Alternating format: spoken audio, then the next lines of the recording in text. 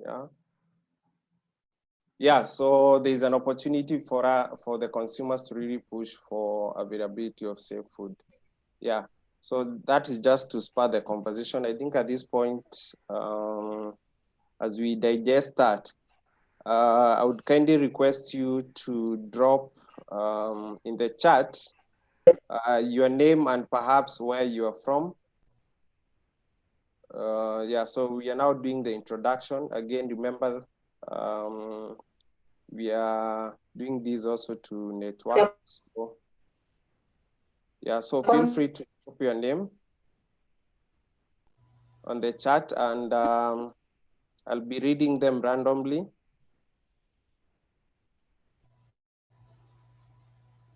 Okay. Yeah, and as you do that, it's good just to share some housekeeping rules. Kindly for us to ensure that we have smooth conversation, make sure that your microphone is off at all times, unless you actually given an opportunity to speak, of which you need to raise your hand. Just raise your hand and we'll be able to spot you. And then we can be able to give you an opportunity to speak. Otherwise, in the meantime, make sure your microphone is off. Questions and remarks should be put on the chat. And then as we move by, then we'll be able to address them. Yeah. So again, if your microphone is off for some time and it's affecting the conversation, then you'll actually excuse us if we ask you to leave. But in the meantime, kindly make sure that your microphone is off. So thank you. I can see in the chat, we have quite a very good representation in terms of participation. And what I take note is this conversation is actually going beyond Kenya. I can see people from Rwanda. I can see people from Uganda. I can see someone from Ethiopia. I can also see my colleagues from the Netherlands. Thank you so much for joining. Yeah, so let me just point out, I see Nicole from Netherlands, Amy from Rwanda, Jedida Nyambura, George from Marindi, thank you. There's somebody from Isiolo, also Cassava Option Consultants, they are present, thank you. Somebody from Tanzania, Ernest Likoko, thanks, Ernest. Judy Gethenji, Policy and Market Option, thank you. Kabi, Kenneth, I also recognize the presence of Mary Njuguna from SNV. Thank you so much, Madam Mary, for joining. Morris from Egerton. We also have somebody from CATS. We also have Wangeshi Kuria from Awan Africa, SME Network for Women. We also have AfriBio Solution. Yeah, so Jane Msindi Soka. Yeah, so also HCD, Benjamin, thank you so much. We also have farmer representative, organic farming, thank you. RTI, thank you. Yeah, RTI again, precision agriculture, I can see you. Rayo Fish Limited, Wanjiru Kanori. Yeah, the list is enormous. We have over 60 participants, and also we have somebody from KEPSA. We want to recognize you. Yeah, so I can see a very good representation from all the actors, be it the academia, be it the farmer organization, SME networks, people engaged in policy, the government, county. So we want to recognize your presence. So keep on registering on the chat, and as you go by, then we'll be able to recognize you. Yeah, thank you. So at this point, it's good just to share with you what is the program for the day. I kindly request Brenda if you can drop it on the chat. Yeah, so Brenda, if you can drop the program. Yeah, Just for Samuel, us. I'll be dropping that in a minute. You can take them through as I attach that document. Okay, thank you. In the meantime, just keep on checking on the chat. Brenda is dropping the program. But just to take you through what is our expectation, we'll be having a presentation by Dr. Catherine. And this is mainly focusing on food safety and the role of traceability in light of COVID-19.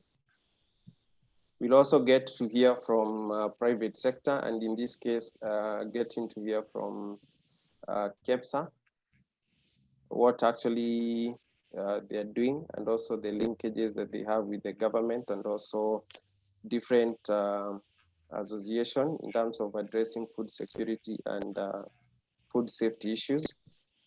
We'll also get to have a testimonial from one of us, a small-scale farmer, just sharing the challenges and also the opportunities, and especially now, we are faced with COVID-19. So we have that presentation.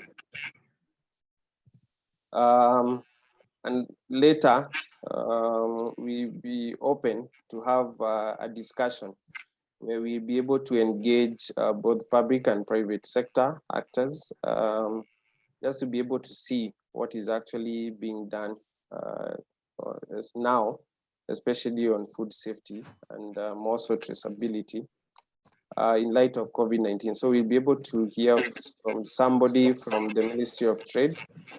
We'll also hear from somebody, Ministry of Agriculture, COVID-19 committee. And we want to make that an open discussion. So we'll give you also an opportunity to be able to engage and get to share your views on issues to do with food safety and also traceability issues. If you have questions, then again, we'll have that opportunity to address Q&A. And thereafter, we'll be able to share from what next after this webinar. Yeah, so that's what we're expecting to have today. And we invite you to actually take part, be candid, yeah, share what is your thought.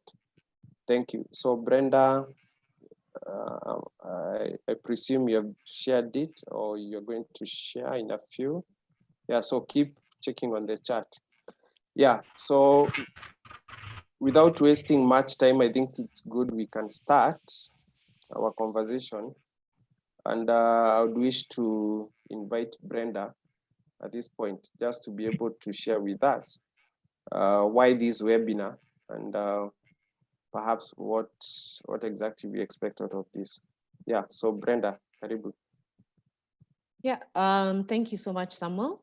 So kindly keep checking on the chat. I'll drop the program there as we move on with the program. So as he had highlighted, I'll just be taking you through what the key objectives of this webinar will be. And I know you're all wondering what exactly we'll be getting out of all the discussions and the presentations that we'll be having today. And ideally, with the threat of COVID that has ravaged most of our countries and of course globally, there's a need to really look at the food safety control system in Kenya. Because right now, the food system has been completely severely affected by COVID. And we are already seeing quite a number of ramifications across the agricultural supply chains, from the production to the distribution aspect. So with these challenges that are brought in by COVID, we attempt to put into perspective with this webinar the impact that COVID has had on the food safety systems in Kenya, especially at national and county level. And also we want to shed some light on the gaps that have been characteristic of the Kenya food safety system.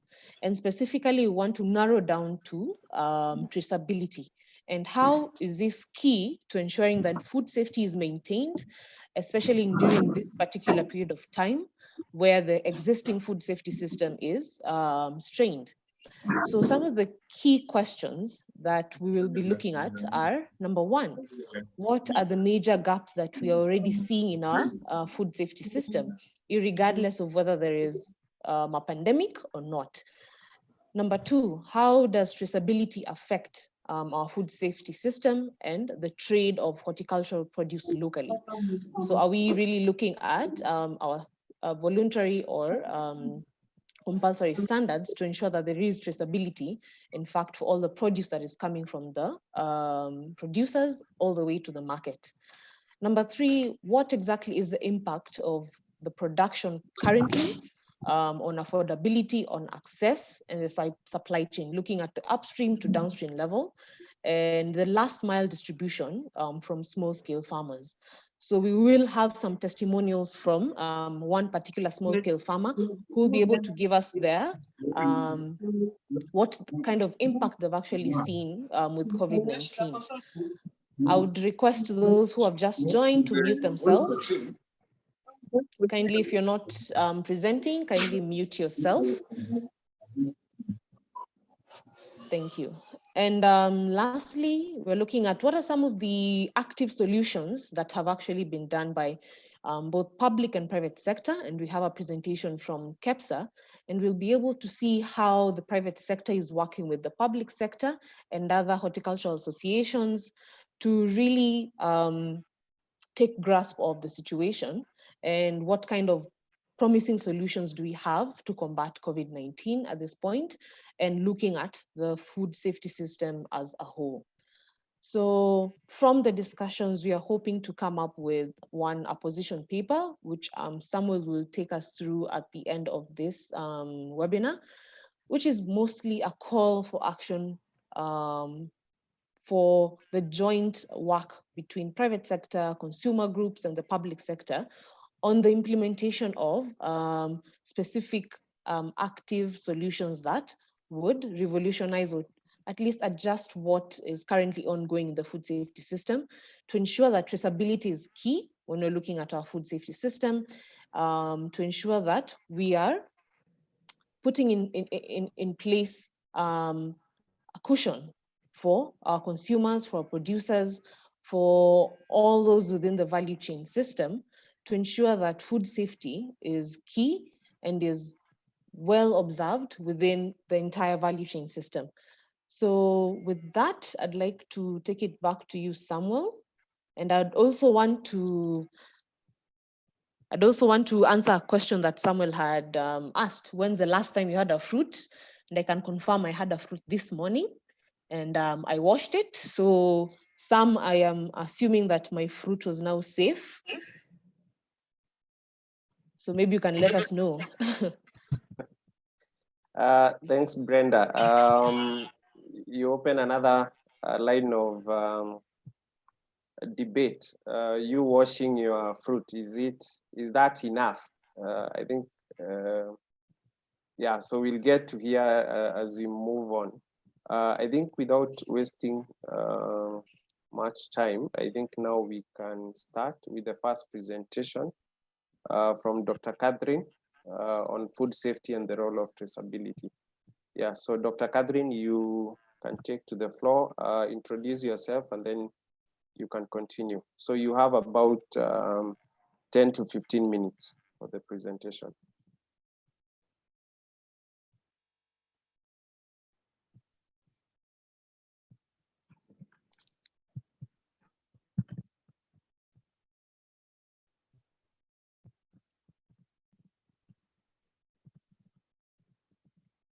Yeah, Dr. Catherine, if you can hear us.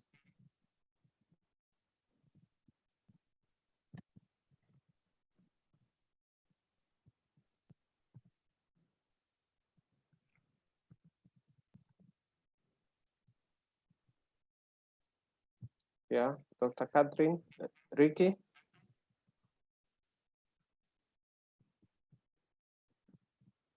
It seems there's an issue. I can see her. She's online, but you cannot hear her.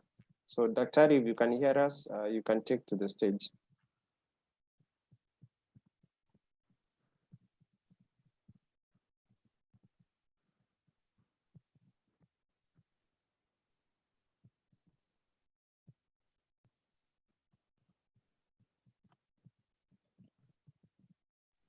Yeah, Samuel, as Daktari joins, I can see a couple of people had network issues. I hope you can all hear us. If you are having an issue, kindly let us know. And if you have any colleagues who are unable to join, let us know and you can send them the credentials to join. Yeah, absolutely.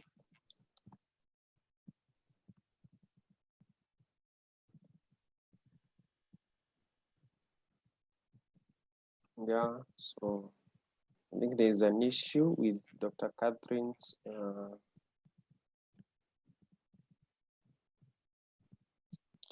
Yeah, so we'll start. So in the meantime, when did you have your last fruit? At least Brenda had it this morning. Feel free to open your microphone, or you can drop a chat there when you had your last fruit.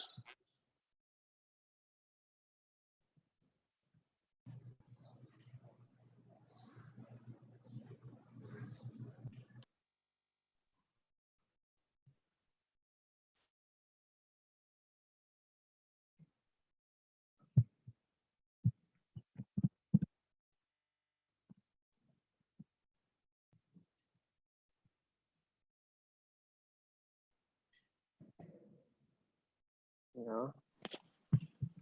Yeah, somebody is saying I'm having a fruit now, and who is that? Maybe you can say I'm so and so. I'm having a fruit now. Hi, Samuel. Good to see you, Daktari. Yeah. Sorry, I am having technical issues. So. No problem, it happens. Karibu.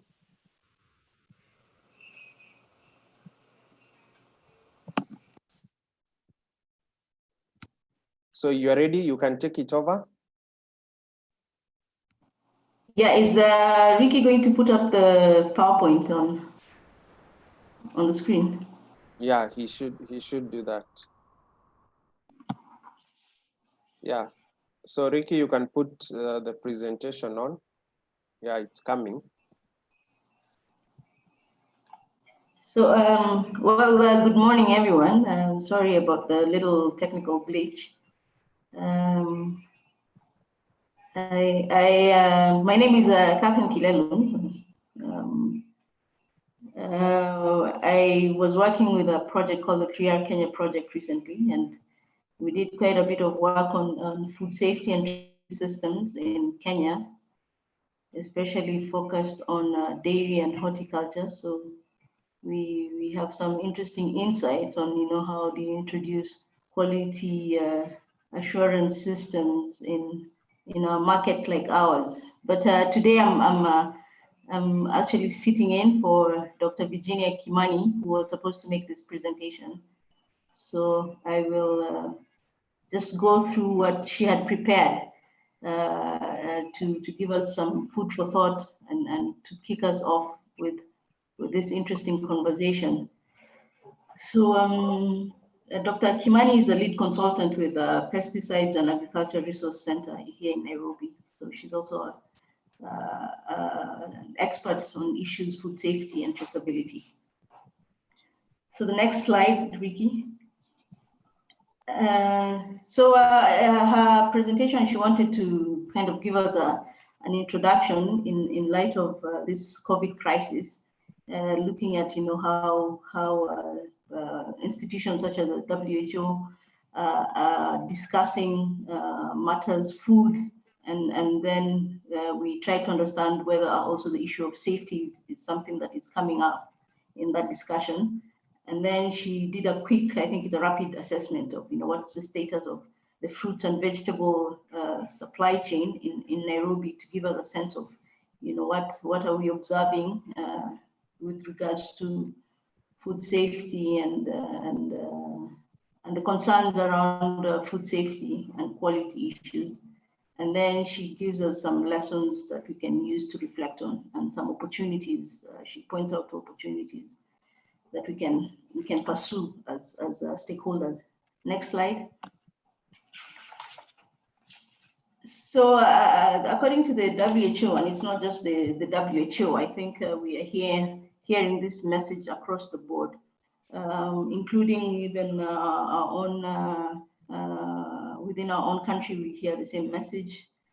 Recently also the Africa Union had a ministerial meeting, ministers of agriculture, looking at this COVID crisis, and the main issues that have come out of those conversations is that there's need to maintain access to food. So movement of food is critical, and we know that by our own experience here in Kenya of how the movement of food was disrupted initially when this crisis came to light.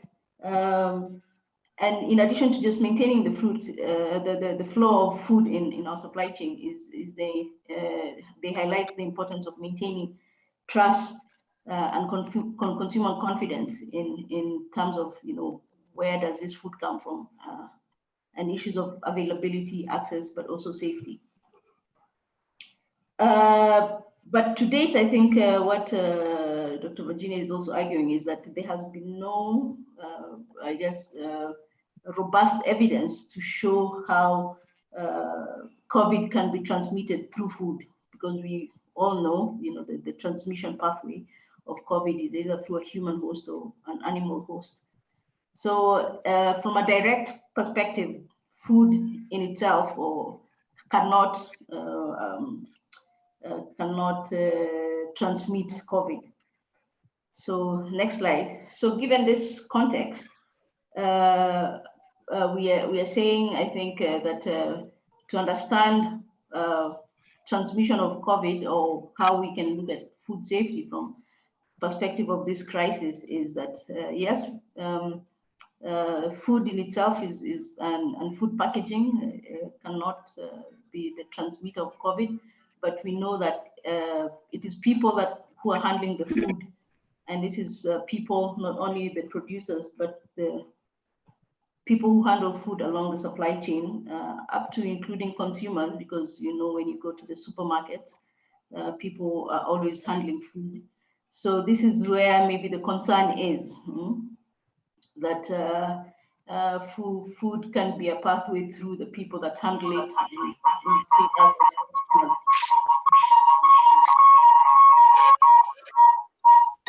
consumers. So somewhere. Okay, sorry. So yeah, so we have to think about, you know, people who are in the supply chain as the main risk.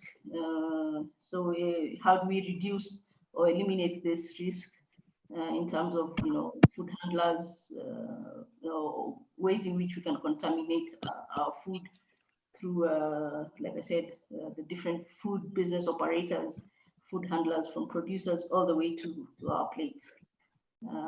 Next. Next slide, please.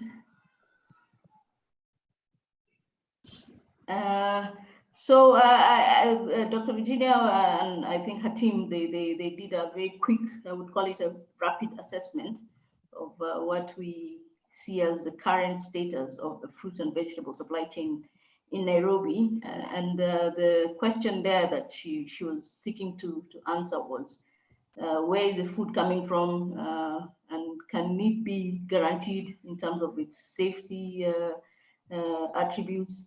And also, I think underlying that issue of guaranteeing it is the question of traceability. And then the question is traceability an understood concept, not only among retailers, but I think it's a concept that we think should be understood by everyone. So, Ricky, I lost the PowerPoint on the screen. I don't know if you can go back to it. So, based on those questions, she tried to do a quick analysis, looking at different sources of information or data, if you will. She used media feeds, so looking at stories that are coming out of the newspaper, discussions that are happening on different media platforms, both locally and internationally. And she also used conversations. I think she was part of a WhatsApp group of people that are trying to create new food supply chains. So looked at, what are those conversations in those groups. I think she also talked to some consumers in specialized supermarkets and specialized retail stores, and also talked to some retail vegetable dealers, roadside vegetable dealers. But yeah, she didn't really provide the data itself. So she just gives some concluding results, some results that based on what she found. And we can use this, I think, as a point of conversation and discussion today. So what she found was, some of the changes that can be observed in the supply chain. We know how movement of food has been a bit restricted. So where food is coming from, entering into Nairobi, there is a number of hoops you have to jump if you're a food supplier. You have to get the necessary permits, but still food is allowed to move around because it's an essential service. So there's still movement, but it's the restriction that might have an effect on the food that we get on our table. And of course, the delays along the route can have an impact also on the quality of the food that we get.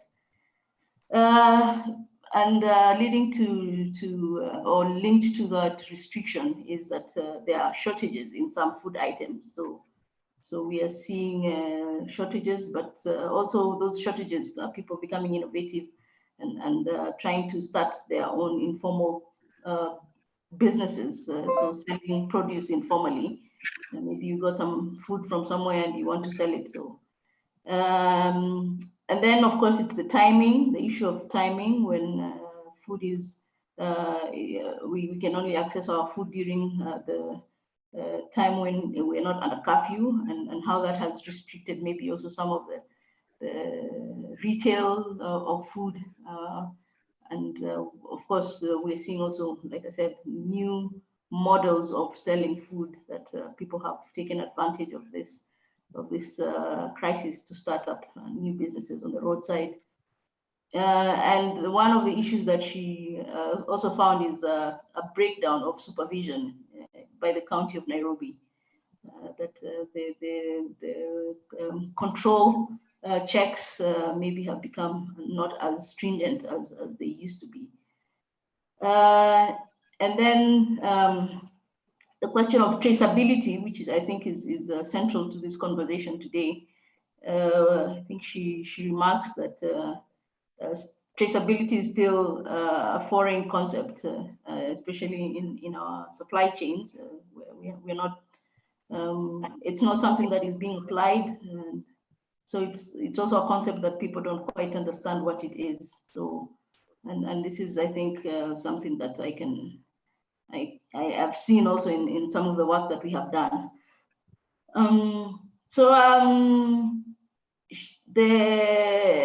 To illustrate what she has found, in the next slide, yeah, she shows that people have started selling food informally. So people are forming WhatsApp groups and trying to sell produce through their contacts. And it seems like even within those groups, consumers are still interested in knowing where is this food coming from. So you can be selling, you can start your group, but people will be asking you where you're getting your food. And I think most people will say that this is directly sourced from the farm. And then, yeah, so it's who you know, that people maybe are trusting people based on who they know. And so if a friend introduces you to somebody who's bringing food, then you're more inclined to trust the source. So this is what she's finding as the conversations that are happening around access to food, and hopefully people assume that it is safe food because of trust of friends. She found that more people are moving to retail chains. So I think suggest that people are shopping more in supermarkets and stores and less by their roadside, which is interesting. And there's the prices of food are going up, and this could be linked to the restrictions and the operational costs that come with the new permits and all those things that people have to get. So this is having an effect. But I think we would really want to do a deeper analysis of some of these things. And I think what we're saying that all these things have an overall effect on food security. So I think we are still very much focused on, can we access food, but maybe the issue of safety could be a secondary issue, perhaps. But I think we know that this should go hand in hand. Food security and food safety should be an essential part of the response to this crisis of COVID. So what are the opportunities that she sees in terms of how we can enhance the issue of enabling access to safe but quality food and nutritious food? Is we still need to know who's involved in this business. So identifying stakeholders that are involved in the supply chain and having them registered, so that you are able to trace back to where this food is coming from. I think is one area that I think has been a point of discussion among stakeholders, and this is at the heart of traceability systems, because right now we can't really say that there's a traceability system. It's just about indications of where the food came from and just having a stamp on your forms, maybe for purposes of even paying cess and things like that. So we need to find ways to register people who are involved in this trade, and this list should be accessible. So that's I think at the center of trying out a traceability system. And the issue is this traceability or the registration of food business operators should not be focused on licensing and charging fees, which seems to be the main focus in the system. But I think what we need to emphasize is it's a system that should facilitate trade and access to food, rather than to make it more stringent and controlling the value chain in ways that make it even less efficient. So then other opportunities are around guidelines that have already been developed.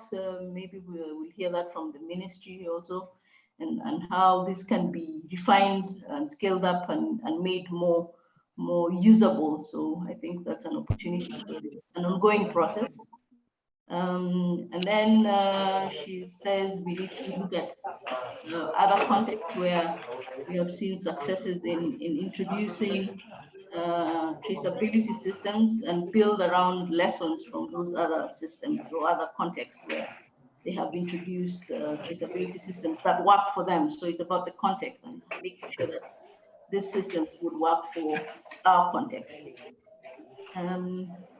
So those are the insights, and I hope this will provide some good, provided some good points that can be part of the conversation as we go forward. So thank you so much for your attention.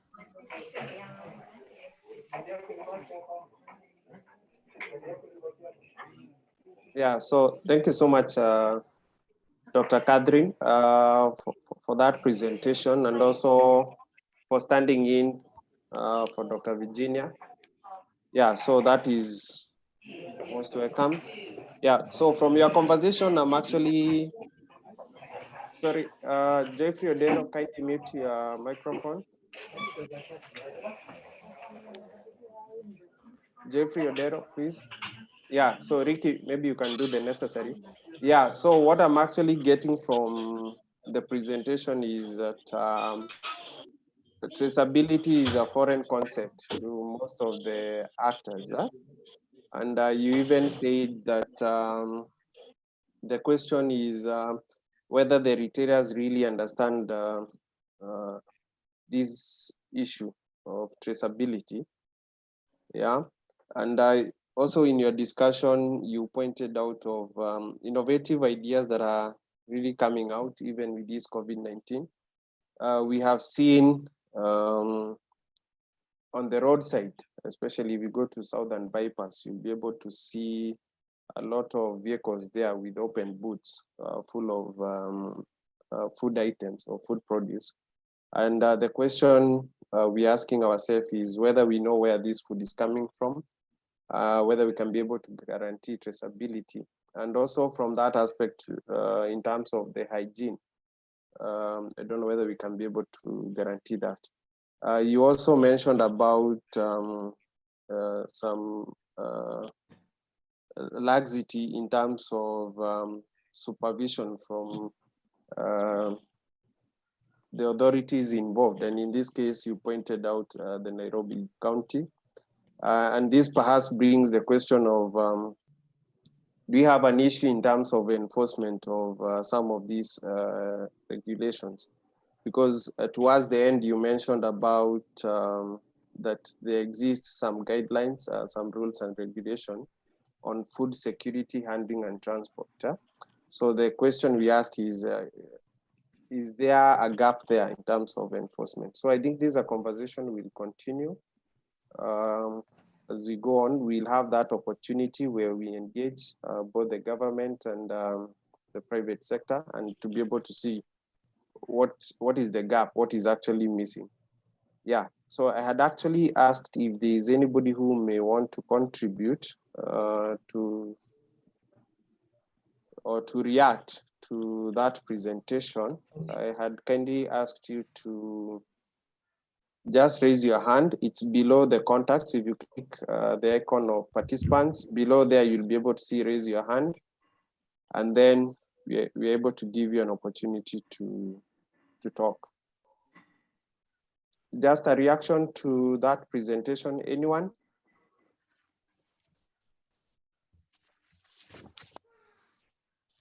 Otherwise, we move on. Anybody? Yeah, it's free, feel free.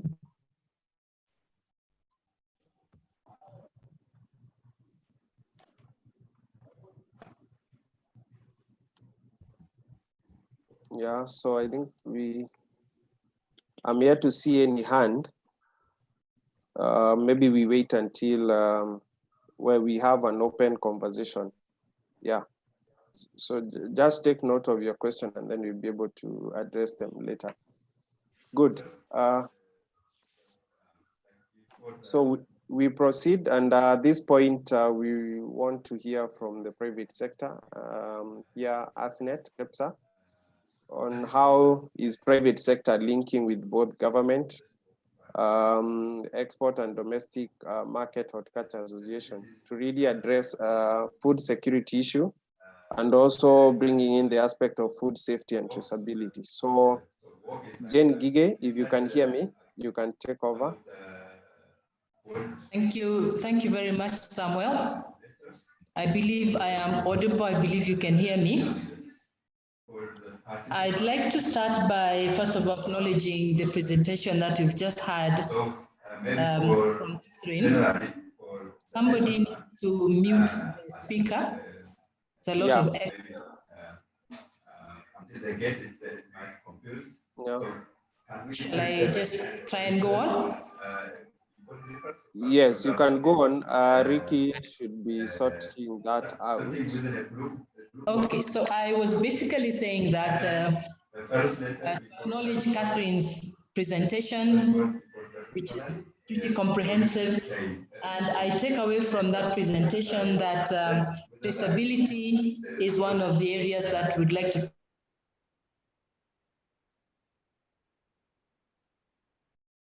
is an action. So those kind of reference so that they can always go and maybe understand why they need this by using that reference.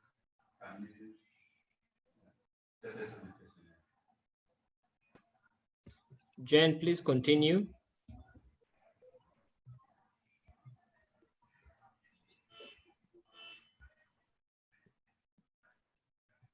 Jen, can you hear us? Could you continue, Jen Ngige? Okay, can you hear me now? Yes. Yes. Thank you. Where did you lose me? Were you acknowledging the presentation? Okay, so we are current. Okay. Excuse me. So the issues of trust, the issues of access, and also the issue of the cost of food.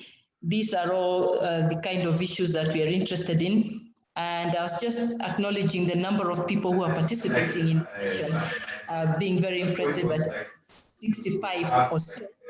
Impressive at this time of the new norms.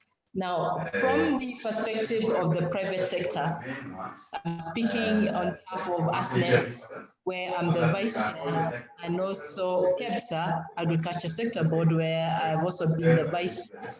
And we were looking. Oh, okay, from this lesser plan, it is this part is this, or when some of the words are written this way. Doubt is the fragmentation of the industry. And if you consider, for instance, that you're talking about an industry which contributes 34% to the national GDP, yet only consumes 4% of debt in the world of the bank, in the world of banking. Only 4% of the portfolio of the banks ends up in the agriculture sector. So there's obviously some sort of disconnect between the investments and also the value that agriculture contributes to the growth of this country. If you look at the number of people who are practicing agriculture, again, we talk about 70% of Kenyans involved in agriculture in one way or the other, or actually could even be more, because all of us like to tinker around with soil. So we're speaking about how do we enhance the productivity of this sector together. And this was the challenge that really led to the establishment of ASNET, which is the Agriculture Sector Network. Now, the ASNET is the apex body of all the agriculture sector players through their associations or their business management organizations, or even as corporate bodies, and also as those that support the industry in terms of development agencies, community-based organizations, etc., etc. And so the sense there is to bring all of us together so that we can tackle these issues collectively.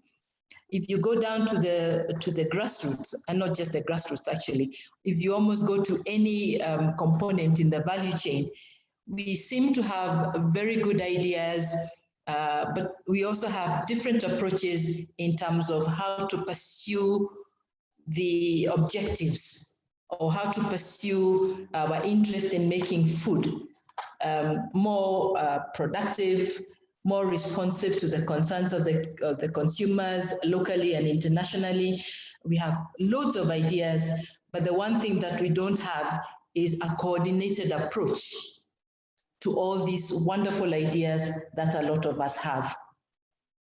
So ASNET has been founded on a very strong partnership between KEPSA, the Kenya National Chamber of Commerce, Kenya Association of Manufacturers, and the Agriculture Information Network, plus many others. And if I can go straight to the objectives, is to leaving no one behind, to lead advocacy for an enabling business environment for the agriculture sector at the national level, county, and even at the international realm.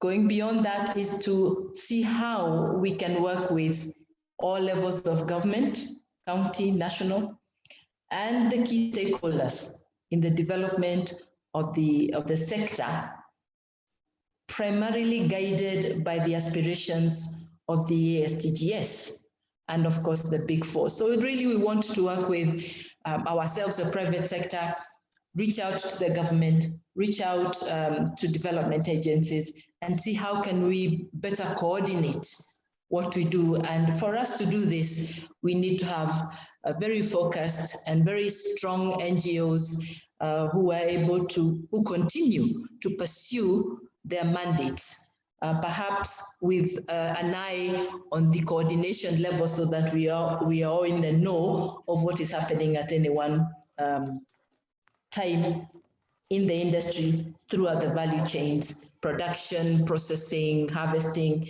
and value addition, and even the marketplace. And then the key thing, like I started to talk about, is to mainstream finance into the agriculture sector. It's amazing. There's absolutely no shortage of there's no shortage of money for the sector, but somehow we don't seem to be able to tap into some of these opportunities for various reasons. Some organizations will talk about the magnitude of businesses. They don't want to work with certain limited levels of activities. They want to have grand plans. They want to have plans that can demonstrate an impact. And so we'd like to see how we can mainstream finance into the agriculture sector, how we can mainstream trade. And when we talk about trade, we've got to really think about what are the parameters that work for trade or that promote trade. And for instance, I like to say that if we could develop one language, at least one language for trade, and I believe that that language of trade should really be anchored in standards. I like to say that standards should be the language of trade. It reduces the amount of discussions we have to have, and we are able to communicate very effectively if we're talking about specific standards in specific places about specific products. And also to encourage the mainstreaming of investments in the sector. Going beyond that, ASNET also wants to, like I mentioned a little bit earlier, wants to strengthen the capacities among the BMOs who are really in charge of the producers, the processors, the people in the logistics. The BMOs are really the conduit to reach out to these very key caucuses of value chain actors. And we would like to see that we have a coordinated approach collectively as BMOs and other actors in this space. And as we say, our bottom line is leaving no one behind. Can we make sure that we are at least on the same lane? The other important area that ASNET would like to address is the sharing of knowledge and being able to support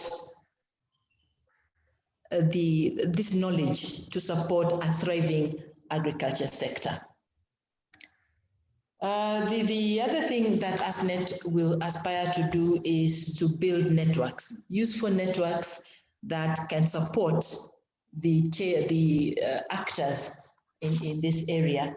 And in the area of adopting technology, looking at research, looking at dissemination of that research, looking at learning from other people or other areas where we can consider success stories locally or internationally, and where we can borrow ideas or share ideas or test our own thinking. And we believe that that network is going to be very useful to all of us. So ASNET, the main mandate of ASNET is really to provide some level of coordination in the whole of agriculture sector.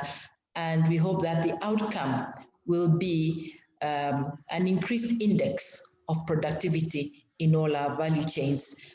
And I repeat, leaving no one behind, including the small-scale growers and all segments of our community. Thank you very much.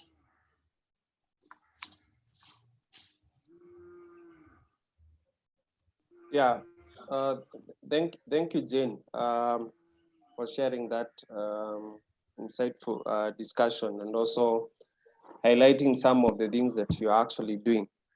From what you have just shared, what is coming out clearly is that there is need for us to have a coordinated approach in addressing some of the challenges that we are facing. And in light of the discussion we are having today, I would say that somehow you are trying to propose that even as we look on the issue of food safety and more so the traceability, there is need for us to come together and to coordinate to ensure that actually we have in place the right traceability system. The other one that I've been able to get from what you are saying is in terms of the private sector, that is key, even in advancing some of these proposals. And we have seen in the recent times, private sector becoming innovative, even to address issues around food safety and also traceability. The other one you are talking about standards should be the language for trade, very important. The last point that you really emphasize more is on sharing of knowledge and learning from other people. We need to cascade successful stories here in Kenya and even in our neighboring countries. Yeah, so that's what I've been able to get. Perhaps I was looking forward to hear from you. What exactly has ASNET engaged the government at the moment in terms of addressing food security, especially now we have this pandemic, the COVID-19. Has there been any engagement with the government so far, Jane? Yes, indeed. Thank you for that question, Samuel.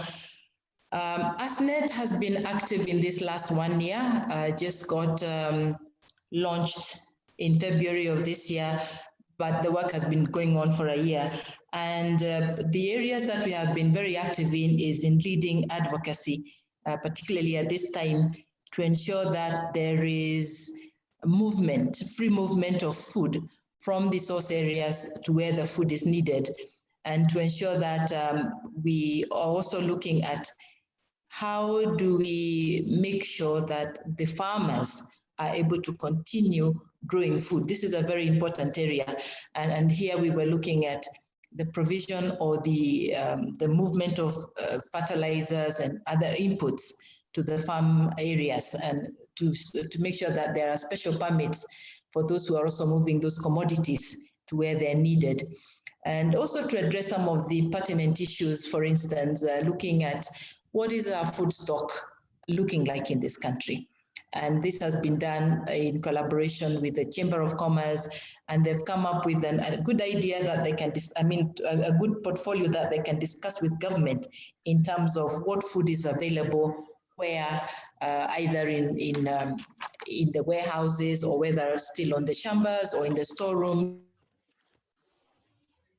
So as the government makes decision in terms of, for instance, do they or do they not import maize, it is actually based on facts and figures. And one of the reasons is that we are very fond of holding our produce in store until there's a high demand. And by so doing, then we deny government the information that they require to be able to manage our stocks. So these are some of the areas we have been advocating with government. We've also been doing quite a bit of work on policy to look at some of the impediments in terms of the flow of inputs like seeds and fertilizers again, and particularly where the process of registering products coming into the country, where we've had a few decisions made at the government level where they become an impediment to getting seeds into the country. For instance, the PVOC expectation on seeds and fertilizers coming into the country. So these are some of the areas that we have begun to work in, working with quite an exciting group. And as we are also organizing ourselves, and it is increasingly clear that people do want to work together, that working together also brings us to the results that we are all in pursuit of. And I believe as we continue to do this, as we continue to engage, we shall form that level of coordination where everybody can see where they're playing, and also the kind of support they can get from everybody else. Absolutely. Yeah. Thank you so much, Jane, for that. Yeah. Indeed, we need to work closely. We need to solve some of these issues that we have. And perhaps, Samuel, yeah, if I can just yeah, jump in there to say that when we're talking about advocacy, we must remember that at the end of the day, it is the producers, it is the business people who actually understand the business of agricultural production. And you can see in the recent past, we've had issues with government trying to make regulations for the dairy industry or for the tea industry, trying to change things around. And the private sector has been able to get together and put in positions that are based on facts and figures, and to demonstrate to government how and why some of the proposed ideas cannot work because they're theoretical. It's the producers who understand the processes that need to be in place for business to thrive.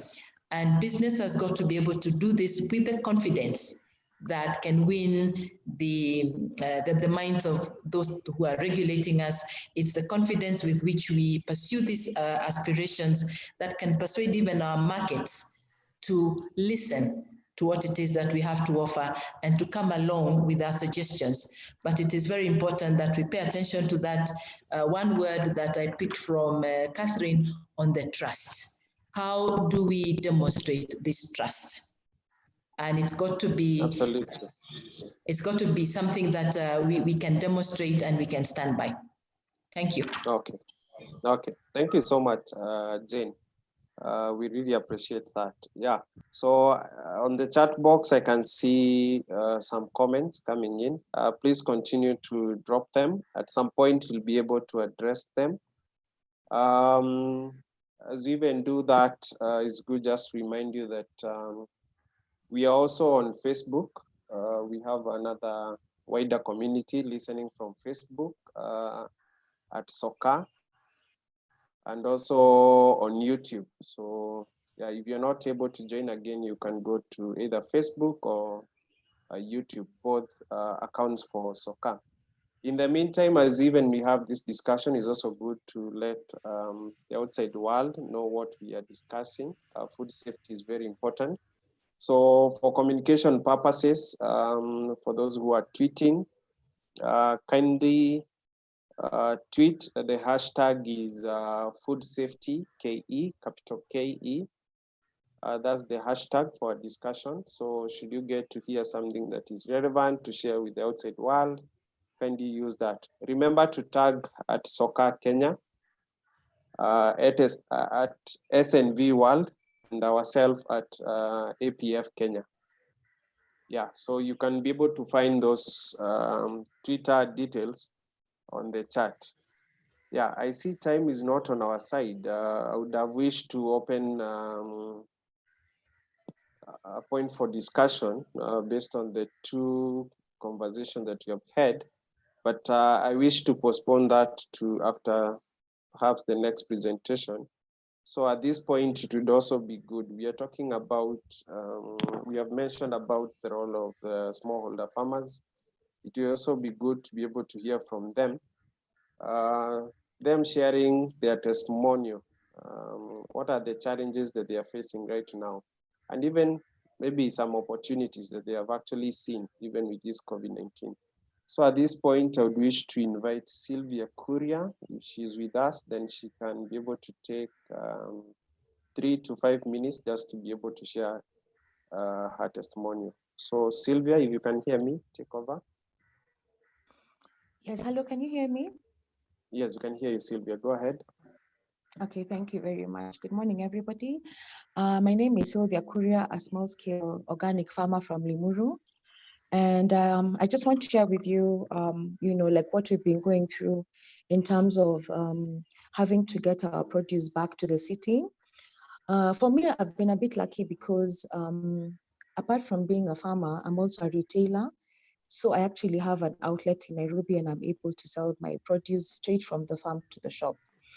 And since we had the restrictions, it's been a bit difficult because what happened was there was no very clear protocol as to what was expected. As to what was expected from the farmers or from us, what we need at the different roadblocks. So what happened was that, every farmer had been told different things. So you're not sure what to expect or what not to expect. In my particular case, I thought I'll get some papers from the police station, which I didn't get, but eventually I got some paperwork from the district office, which was signed by the local chief. But it was 3 weeks of a lot of hassle, and it wasn't easy for us to get our produce through and just having to beg the police at the different roadblocks. What has happened is that for us, we normally get most of our produce from many farmers that we have identified and certified as having safe organic produce from all over the country. So we have a different way of handling the logistics, which is mainly using a logistical company, Wells Fargo, who actually bring us the produce straight to the shop. So that has made it easier.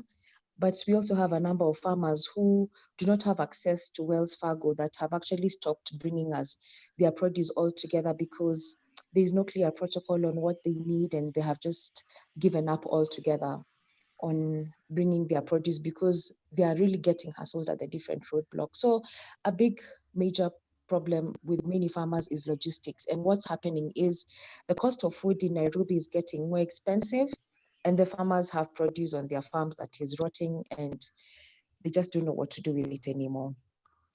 But then beyond what has happened, there's also a great opportunity. I've been listening to the presentations, and we've been talking about traceability. For us being organic farmers, it's been a bit easier for us because many of our clients have known us and they know our produce and they know what we have. So they know that they can be able to trace their produce back to us and our farms and also to the other farmers that we work with. And we have also got more clients who are very happy to try out our produce because it's traceable. There's a face to the farmer who brings the food to you. So you're not just wondering where the food is coming from, but we've got a number of many clients who are now buying from us just because they can be able to trace where their produce is coming from. And of course, when you talk about food safety, for us, since our produce is actually organic and certified, that they know that, beyond just looking for that nutrition, that the food is actually safe for them completely.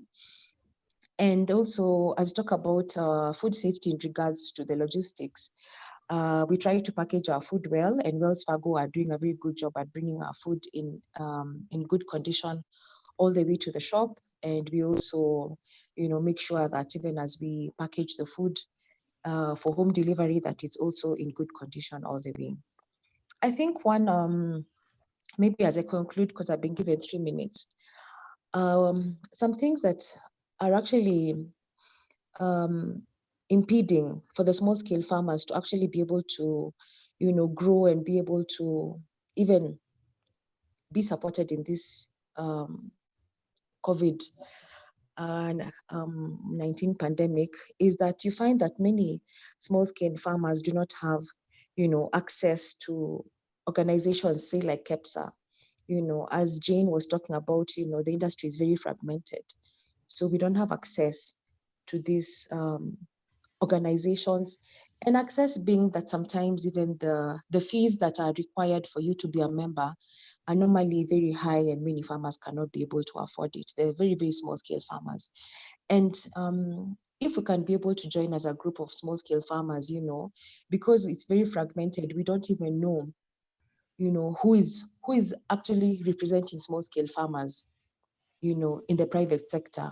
I have no idea who that is. Who is representing small-scale farmers under the Ministry of Agriculture? We don't know who that is. And if there's somebody, you know, how do we access them, and how are they able to access many of the small-scale farmers who are there? And the unfortunate part is that because of this and because of access to proper logistics, the prices are starting to go up and they are increasing. And if nothing is going to be done about it, then, you know, we're going to be talking not only about, you know, how safe is the food, is it traceable, but are we even able to access it? And beyond accessing it, are we even able to afford it? And that is the thing that I think we need to think about. Yeah. Thank you very much for the time. Yeah, so thank you, Sylvia, for that good presentation. Yeah, and first is to really commend you for the good work you're doing in feeding most of us here in Nairobi. Yeah, so thank you. From your presentation, what is coming out clearly is that there are some challenges and some bottlenecks that the smallholder farmers are actually facing at the moment, even with the COVID-19. And you talked about logistics being an issue, where you're not able to get farmers' produce so as you can be able to bring them across Nairobi. So logistics is an issue. And you have even given us your own experience in terms of getting yourself certified as an essential service provider. You had to go through a lot of processes that took you perhaps more than 3 weeks, yeah? And perhaps this is the same scenario that is facing most of the smallholder farmers there. Yeah, so perhaps we'll be able to get to hear from somebody from the Ministry of Agriculture, the COVID-19 committee, on what exactly has been done to address that issue. Yeah, so time is coming, we'll be able to hear from that. You are saying in terms of opportunity, there is an opportunity to sell safe food, but again, you are putting an emphasis that there is need to we need to ensure that there is the right traceability system. And if I got it right, is that somehow you have actually been able to maneuver this, and you're able to get more customers coming again and again. Yeah.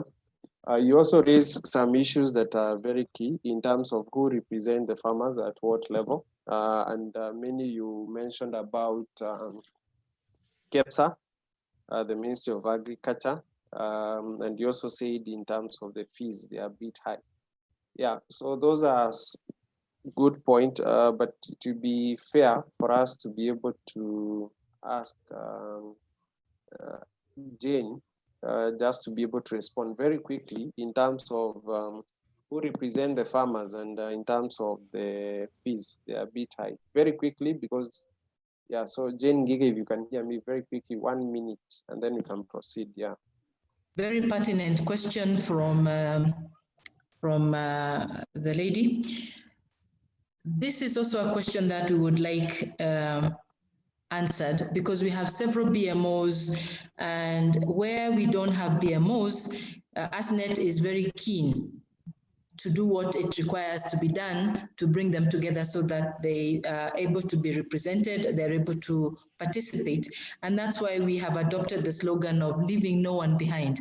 So I would really hope that we can interest Sylvia Kuria, to around herself, to start looking at how can she get in touch with her peers, and where would they like to be represented, either at the county level or at the national level, and to get in touch with ASNET or KEPSA for that matter, or even organizations such as SOCA itself would be very useful in them finding their footing, so to say, in the system. So welcome, Sylvia. We're quite happy to work with you and to see how we can deal with your issues, particularly around the area of logistics, the area of the value chain management, and the issues of traceability and marketing.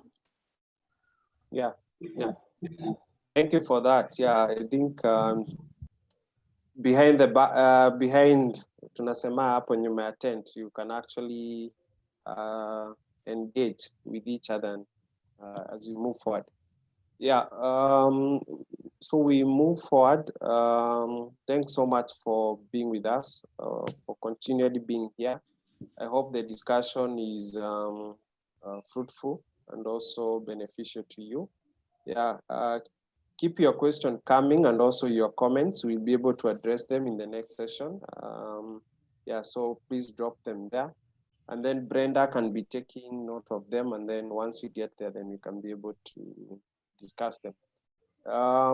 In the meantime, I've been talking about standard regulations, different laws, implementation.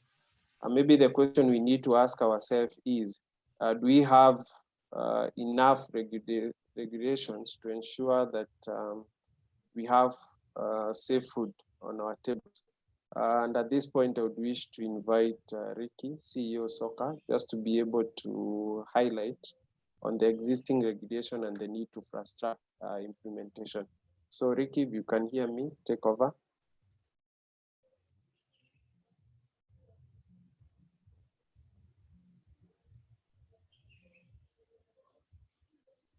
Good. Thanks, Samuel. So as you said, my name is Ricky Aguda with the Society of Crop Agribusiness Advisors of Kenya. And yeah, this has been a great discussion. I'll try and stay right on point with the issue of regulations. And just to be very specific, reflecting on the current situation that we're in, one of the most critical regulations that has to do with issues of food safety is actually the Public Health Act. And we are seeing the use of the Public Health Act probably in a way that many Kenyans have not been privy to before in handling the COVID-19 crisis. And yes, there are a number of regulations that are in effect and are used where food safety is concerned. Of course, it cuts across quite a number of value chains. We have regulations in the dairy subsector. We have regulations in the cereals sector. We have regulations in horticulture. And based on the conversation we are having, I think what I want to highlight in terms of regulations is the Kenya Standard 1758, which is a code of practice for horticulture. And actually, some of the measures that we are seeing that are being implemented right now are informed by that particular standard.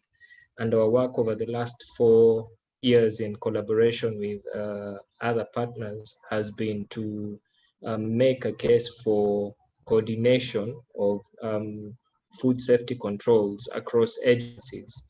We believe that with the codes of practice, the challenge is actually at the level of coordination, and the reflection, even now for ourselves as a country, is that we are actually seeing positive results in the pushback on COVID-19 because of coordination. So you may have standards, you may have regulations, but if you do not have a conducive or a concerted coordination effort, then they are not useful. The case of the farmer is one that we can already draw from. We ask ourselves, why did the farmer have to get a permit that is not specific to horticulture? Why wasn't she able to have access to a one-stop shop where the permit that she needed that shows I am actually producing, there is some information about where my farm is, and I have been in the business, would be sufficient for her to continue with the business that she's engaged in. That is a reflection of a coordination failure or a lapse that we think can actually be resolved. The other point I would want to make, again, just touching on the issue of traceability, which also is informed by coordination, is that we have seen, I'm using the example of contact tracing. We've seen contact tracing being used with the COVID-19 situation. In our instances, and we're not looking at expensive solutions, every other trader or value chain actor actually has a mobile phone. that mobile phone is a mechanism that can be utilized using digital platforms for purposes of traceability. So the onus really then comes to public sector, and in public sector, we are looking at bodies like the Horticultural Crops Directorate, which feeds back to the Ministry of Agriculture, in rolling out traceability systems that all value chain actors can engage on. I think that was one of the premises that Dr. Kimani's presentation made, that traceability is about facilitating trade, and we have tools that can be used to onboard value chain actors without raising the cost or being overly complicated. So my main points is that, yes, we do have sufficient regulation. The challenge is in coordination of those efforts, but what we are seeing through the COVID-19 response is that we are actually able to coordinate when we view what we're dealing with as a national issue, and food safety is a national issue. You may have availability of food. That food may be accessible, it may be affordable, but if it is not safe, then what's the point in making it accessible? And that can only be tackled through efficient traceability system, which is over supported or built on coordination. So what we've seen, and just to emphasize again, is that there's enough regulation. In some instances, regulations may need to be updated, and the legislative process is actually well able to do that, but the focus needs to be on coordination between the different agencies and promotion of private-public partnership. That's what would give us a clear way forward. So I think with those few remarks, I'll just hand it back to you so that we can continue with the discussion. Yes, thanks so much, Ricky, for that. What I actually picked up from your discussion is that we have enough and sufficient regulations. What is actually missing is actually the coordination. So the question perhaps is who again actually coordinate that coordination. And I think Jane alluded to this, something that they're actually doing at ASNET. And I'm sure even the ministry is actually on top of this. So I think the different partners need to really come together to be able to address this issue. Yeah, so thanks so much, Ricky. I think it's good just to be able to look at the chat, what is coming in. Brenda, if you can hear me, perhaps you can take us through some of the comments that are coming at the chat. And as you do that, the next session we'll be able to hear, is the public sector doing enough to ensure that we have safe food? It will be good to hear from the Ministry of Agriculture. I saw Mr. Muhunyu, who sits in the Agriculture COVID response team. I hope I got the name right. Yeah, so at some point, perhaps he can come on board and just to be able to share what actually they're doing. And as we even hear from the government, it also be good to hear from the horticulture associations on the engagement with the government. Is the government doing enough? So I would wish to perhaps give Mr. Hosea Machuki, if he can hear us, just an opportunity to be able to share in that regard.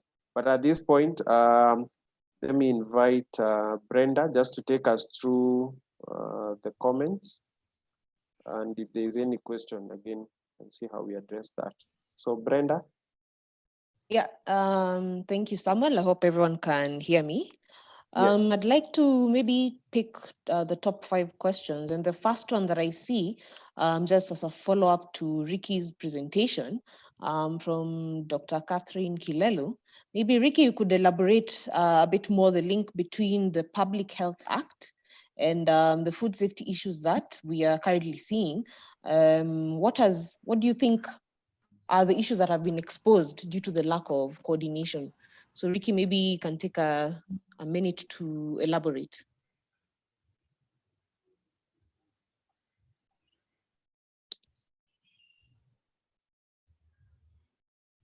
Okay, so at the Ministry of Health, we have the food safety unit, and the food safety unit is actually responsible at the Ministry of Health level on matters of food safety. They are part of the National Food Safety Coordinating Committee. Now, that committee works, I would say, on the principle of a gentleman's agreement, because between the bodies that are represented, while they do share information and they do share updates, the onus in terms of making the intervention, if it is an intervention, say, that is relating to the production level, the onus will be on agriculture to do to play its role. If it is an intervention, say, in the marketplace, then public health will be responsible to step in and make the corrective action. However, in terms of coordination, the gap there is that who do those agencies then answer to? Who their peers? So they are working on the principle of peers, and there's a coordinating agreement, yes, but in terms of the follow-up, and what we have seen from the COVID response is that we actually have the highest office in the land, that's the office of the president, monitoring what is going on. And that is where the success is coming from. There has to be responsibility at a higher level, and coordination actually has to start at the top. It is the same in some of the case studies we've looked at. We've looked at other countries with similar circumstances as our own in terms of the social economic status, and the case I would cite is Vietnam. And we have seen clearly that as far as food safety is concerned in that particular country, by vesting the top responsibility with the highest office in the land, then coordination was actually effectively done. So it is about answering to a higher office rather than having a situation where the buck stops at a peer level and there is no mechanism to ensure that the responsible office or ministry has actually followed through in terms of the interventions that are required. So that's the learning, really. If you contrast the responses or the coordination around the COVID-19 situation versus the food safety concerns that we have had time and again, be it the cholera that has broken out sporadically in some of our towns, be it the issues of MRLs. So in the domestic front, what we feel would really lead to a clear breakthrough would be coordination or being vested in a higher office. So we're not talking at ministry level, we are looking at the office of the president that can actually then follow and ensure that all the line ministries are implementing the interventions that are required to resolve the situation as far as food safety is concerned. Thanks. Right. Thank you so much, Ricky. I will choose another question that it would be directed to Sylvia Kuria, our small-scale farmer representative. And the question here is on price. Is there a price that we can actually put on safe food? So one of the questions I've picked here is that how expensive or inexpensive is it to ensure that you have traceability systems in place to ensure that the organic food that you're producing and sending to consumers is actually affordable?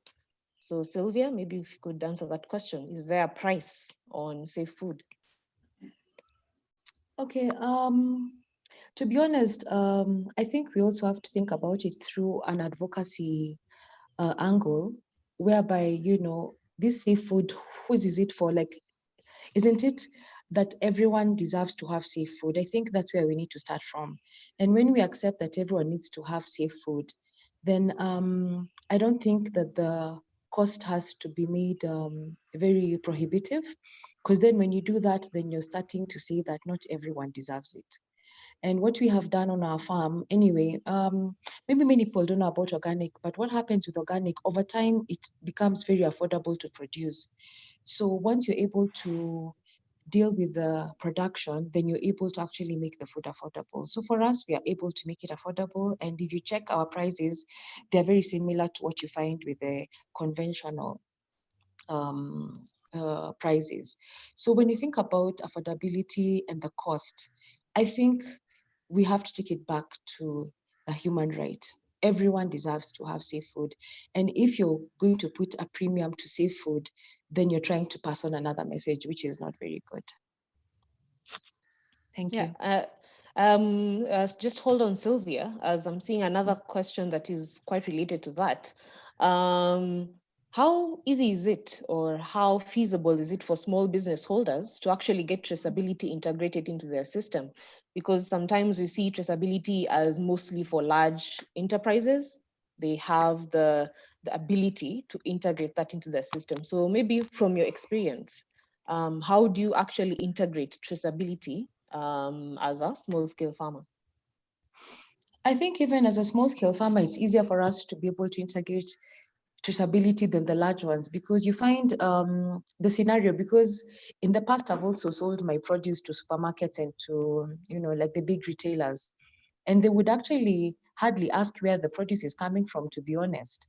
As long as the produce is acceptable in terms of the standards that they deem to be fit for them, they would mostly buy from us, to be honest. Like you find with the big retailers, they don't really have a chance to do traceability, or rather most of them might not. Some maybe, but not many. But with the small scale farmers, it's actually easier. For me, what has worked for me personally is that one, I've been farming for almost 9 to 10 years.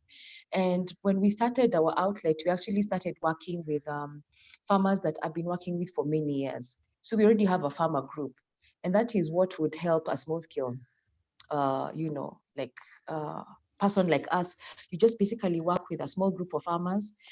It's easy for us to actually visit them. Right now, we're actually working with about 20 farmers. I know them, I know their farms. We've been visiting them over the years and training them. So in my opinion, it's actually easier for the small scale farmers to actually have the traceability than the huge retailers. Right. Thank you, Sylvia. And one last question before I close this particular session. I'm seeing a lot of questions being directed to Jane Ngige. Ideally, I'm seeing one from Simon Nyaga and quite a number of other attendees. What are the actual measures that ASNET is putting in place to ensure there's inclusion? Because I'm seeing a question where if there's a community-based organization working in the agriculture sector, how do they get in touch with ASNET? How do they access this particular forum? Maybe even at county level or at national level. So maybe Jane, I know you've touched on this a bit more, but I'm seeing quite a number of questions touching on that.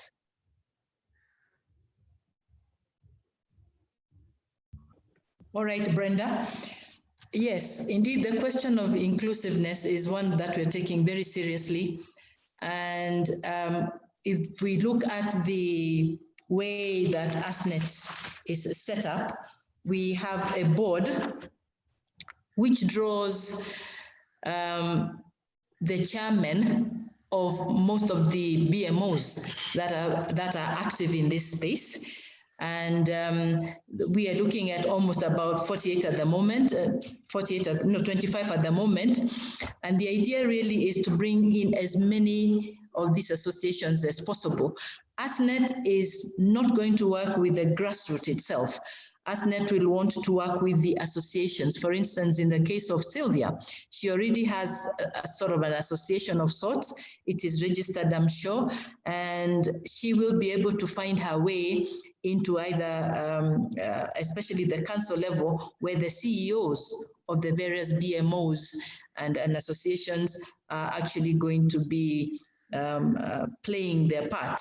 So we have the board, which is created out of the chairman of the various associations, and we have the council made up of the CEOs of the various BMOs, and then the BMOs. Some of the BMOs also have a number of associations or CBOs, and through their BMOs, then they can bring their agenda to the ASNET level.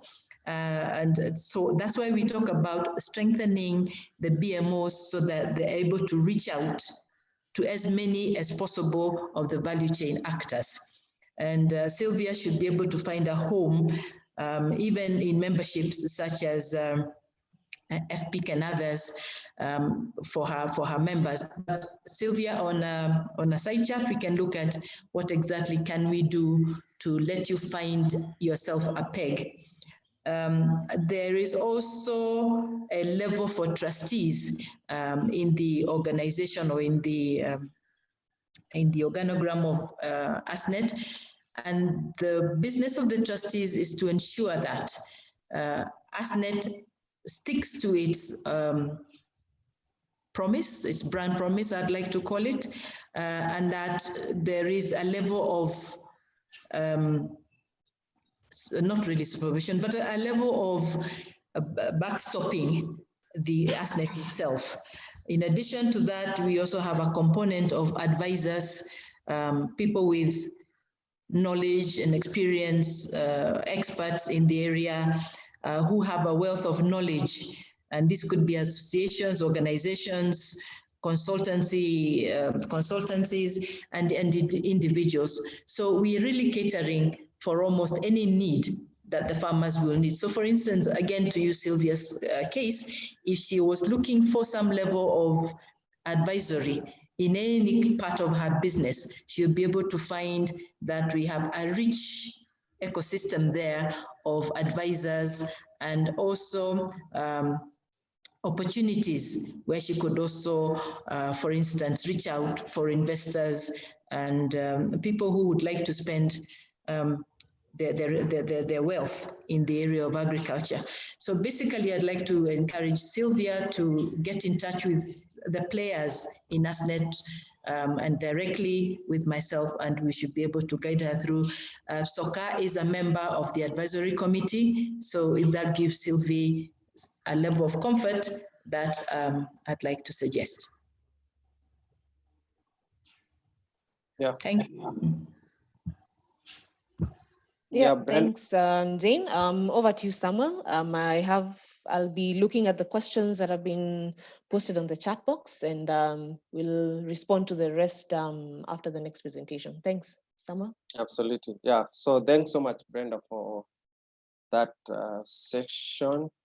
Yeah. So at this point, we want to ask ourselves a question on whether the private sector is doing enough in terms of addressing the food security, specifically looking at the food safety and traceability in light of COVID-19. So it would be fair to hear from the private sector association, and in this case, FPIC is with us. So Mr. Hosea Machuki, if you can hear me, perhaps in 1 minute or two, you can give us your perspective. Is the public sector doing enough addressing food security, specifically on food safety and traceability in light of COVID-19?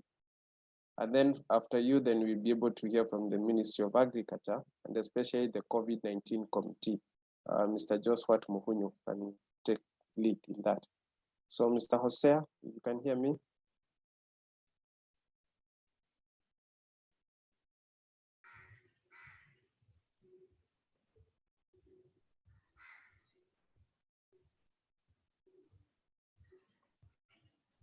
Yeah, you can go ahead.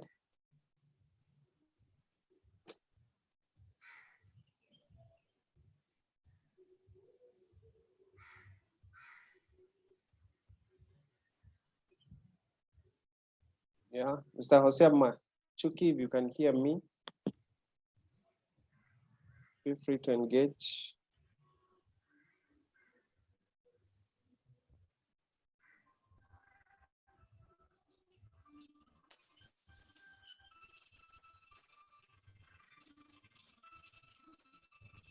Unfortunately, we cannot hear him.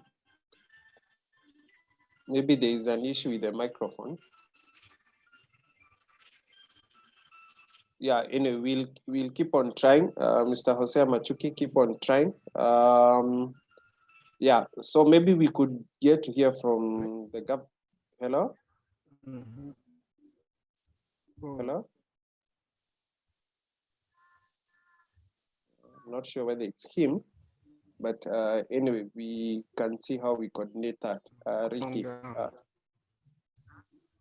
yeah. So we'll coordinate that. So in the meantime, maybe Mr. Josephat Muhunyo, you can come on board and just to share perhaps from where you sit, what has actually been done to address these issues. Yeah.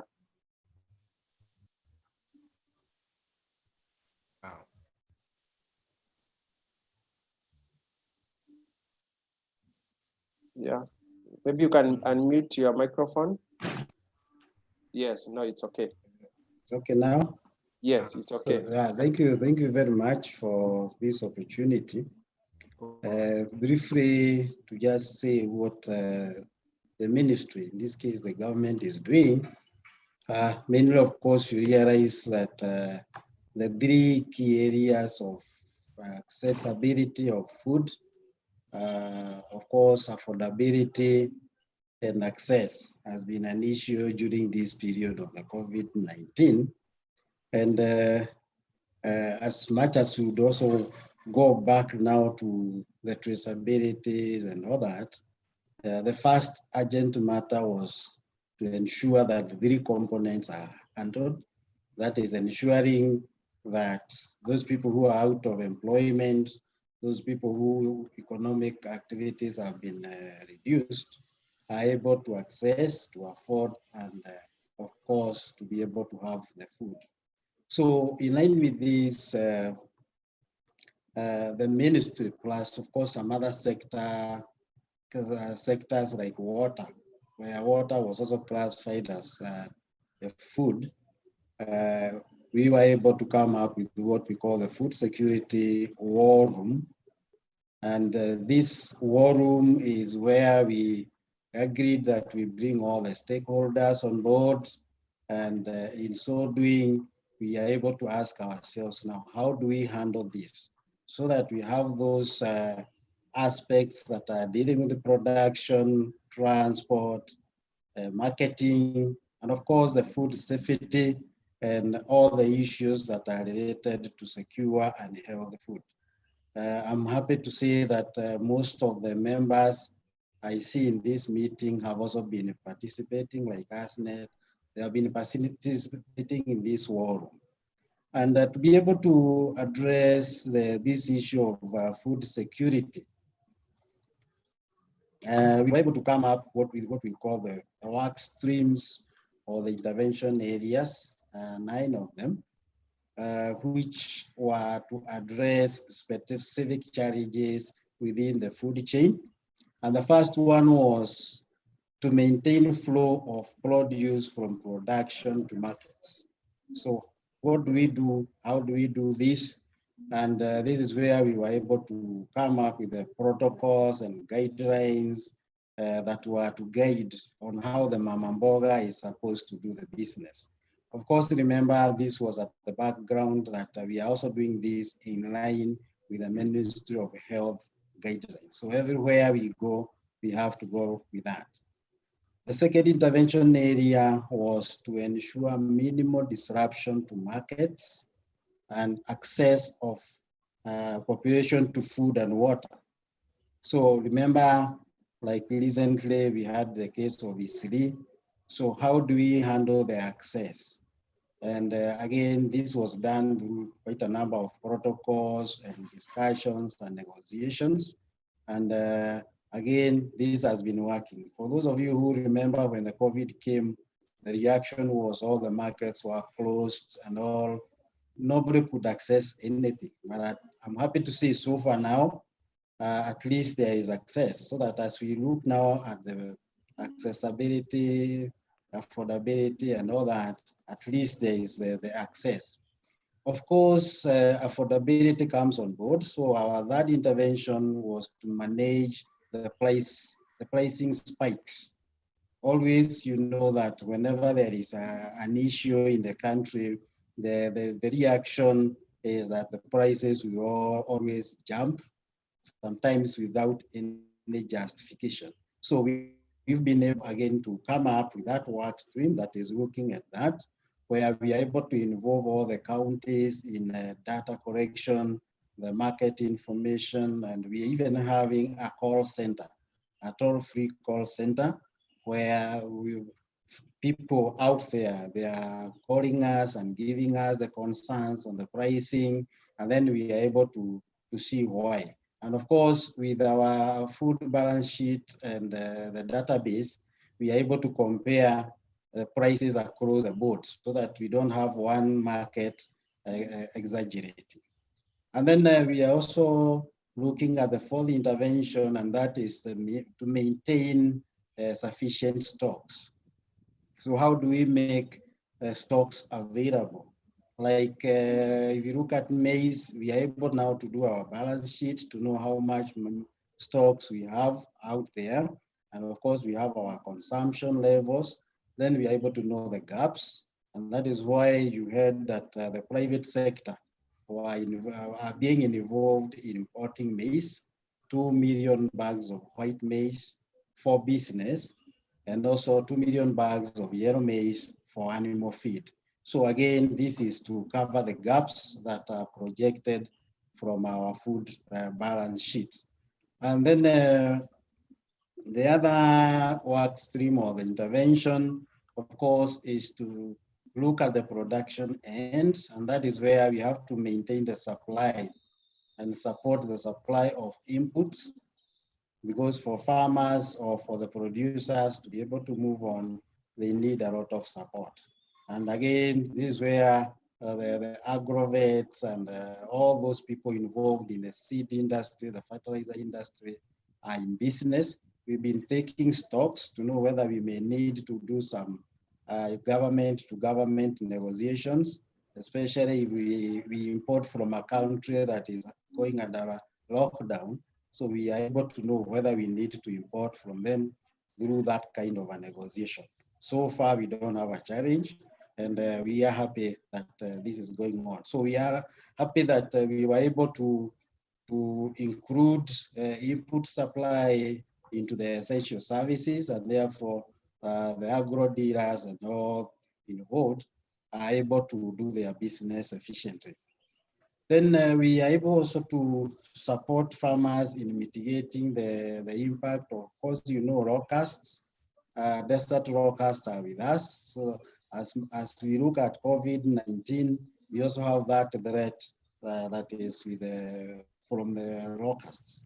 And you realize that those farmers who are already suffering from the effects of COVID-19, then when the locusts pass through there, again, this brings a challenge. So again, there has been a lot of effort in the control of the desert locusts.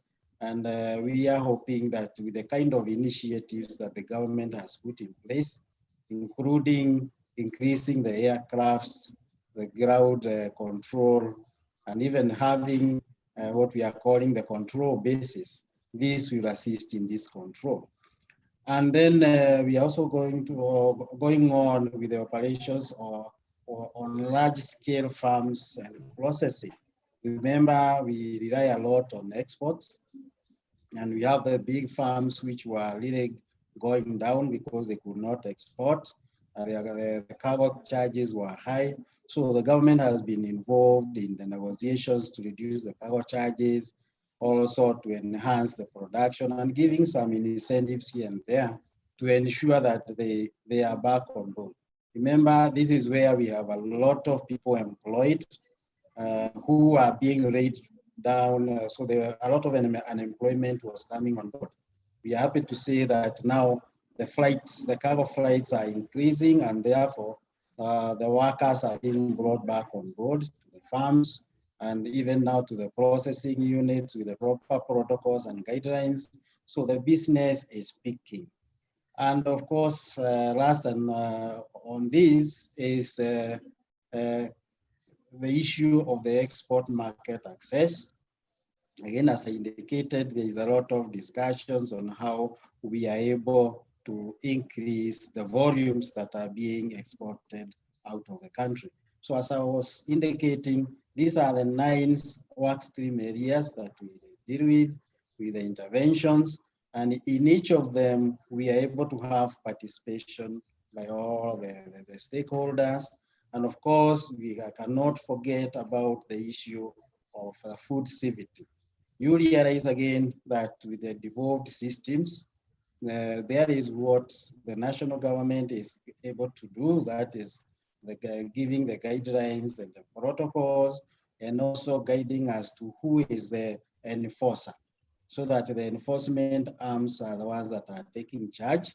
At times it is taking a bit of a delay, but you also realize that in the protocols, I mean, in the guidelines and the protocols, we also give standards. And that is where our Agriculture and Food Authority comes.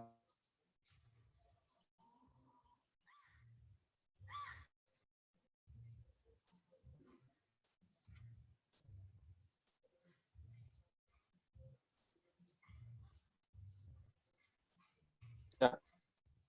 Mr. Josephat, we have lost Yeah. Sorry? Am I back? We had lost you. Yes, we had lost you. Yeah. I don't know at what point, but I hope I had not gone very far. So what I was saying is that as we do all these, when we look at the issue of food availability, access, and affordability, of course, the issues on hygiene, the issues of traceability are inputted into the protocols. For instance, there is a form where you are supposed to fill the origin and all that to the destination and such. Then once it is out there for enforcement, then we rely on the enforcers to do another job. So this is, of course, this is a difficult moment. And when you have so many dynamics and all that moving on, then sometimes it becomes a challenge. But so far, I would say that the direction is positive.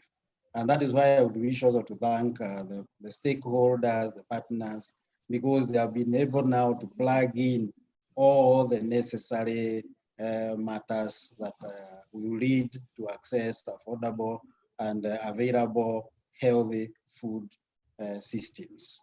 So basically that is where we are. And thank you, back to Samuel. Yeah, thank you so much, Mr. Mohunyo, for that. Clearly explaining what actually the government is doing. The 9-point agenda or the intervention that you have mentioned. Yeah, so we have actually taken note of them.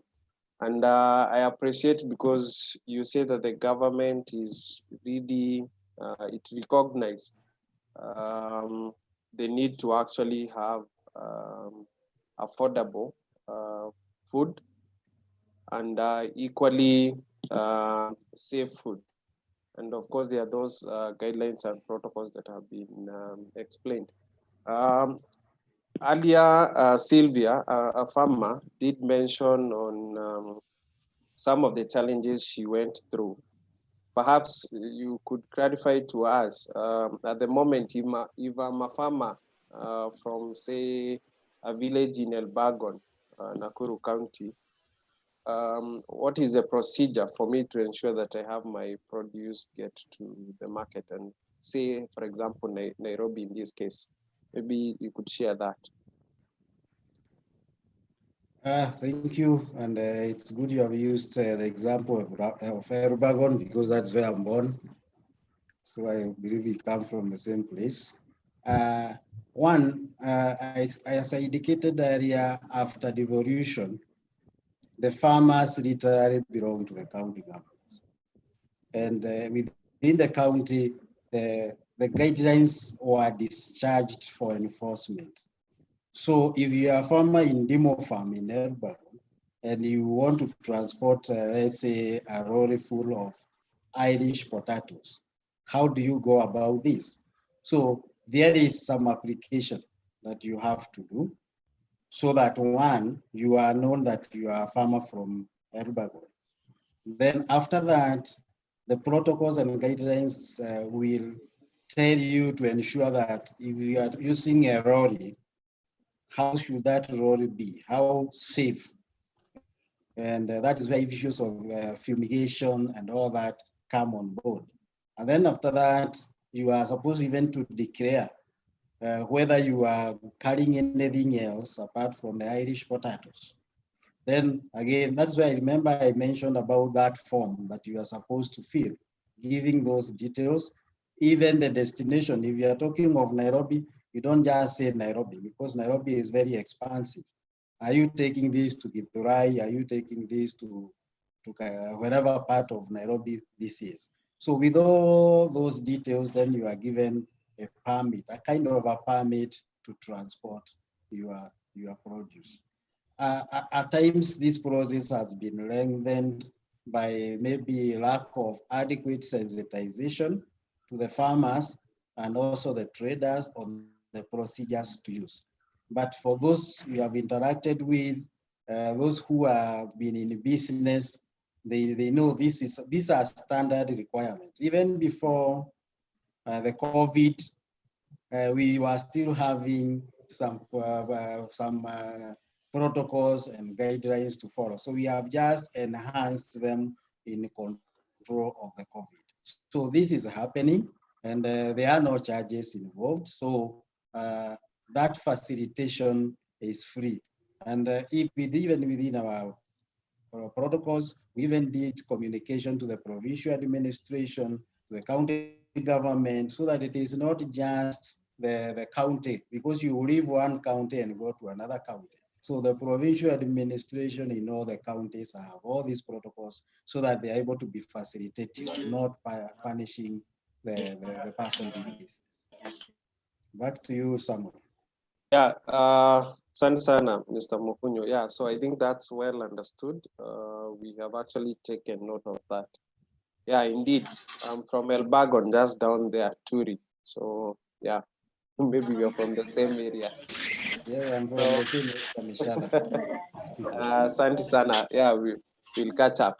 Yeah, so perhaps Brenda, you could just take a look very quickly, maybe one or two, the chat box, and then Mr. Hosea Machuki, I don't know whether you can hear us. We'd want to get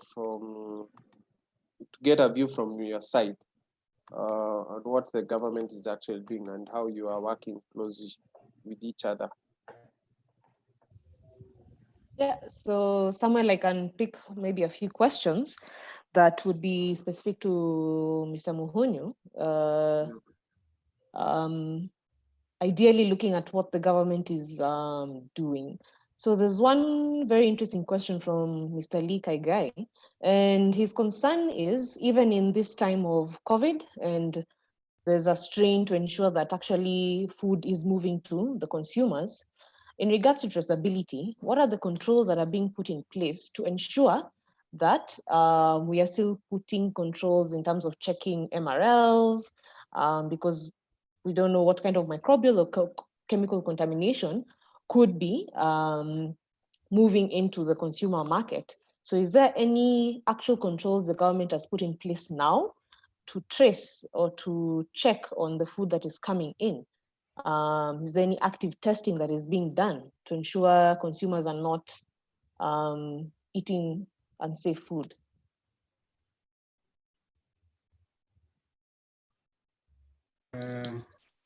Brenda, for that.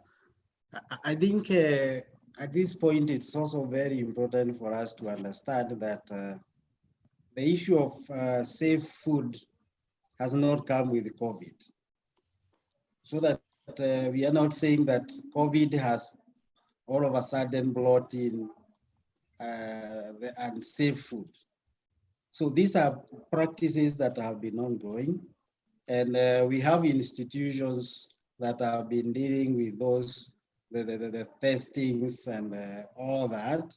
And you also realize that within the food supply chain, we could not have grown something different within the COVID period. So what we have done is that we have been having what we have been growing. So has now been an issue of enhanced monitoring. So not necessarily saying that there is an outcry because of COVID. No. And remember, the other thing I said was that now that we wanted the food supply chain to maintain, to move the way it normally moves, so that there is no interference, then all the control measures are supposed to be inbuilt. So I would say that there has not been an outcry.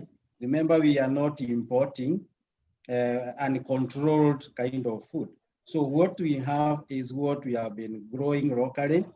That is the sukuma wiki that we have been growing locally with all the standards, the health standards that have been provided. Of course, we have discouraged any form of like enhancements in growth that may now bring about the issues of unhygienic handling.